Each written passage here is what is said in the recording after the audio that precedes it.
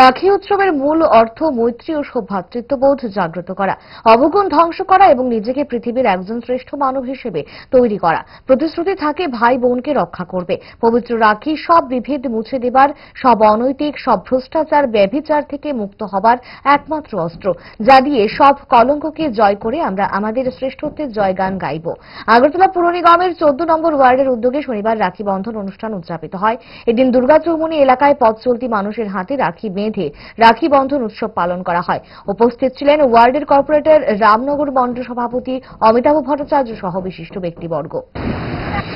আজকের দিনে আমার 14 নম্বর ওয়ার্ডের পক্ষ থেকে সবাইকে এই রাখি বন্ধন অনুষ্ঠানের আন্তরিক শুভেচ্ছা, অভিনন্দন, ভালোবাসা রইল।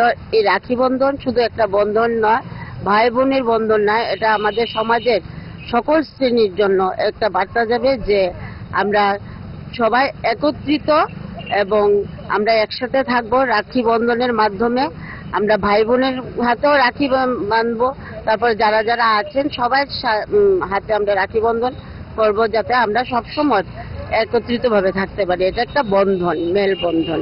ইচ্ছে করে ডায়েটটা ভুলে রোলটা ফুচকাটা খেতে, কিন্তু মনে রাখতে হবে 5 দশক ধরে গ্যাস, অম্বল ও পেটের সমস্যা একমাত্র সমাধান গ্যাস নল।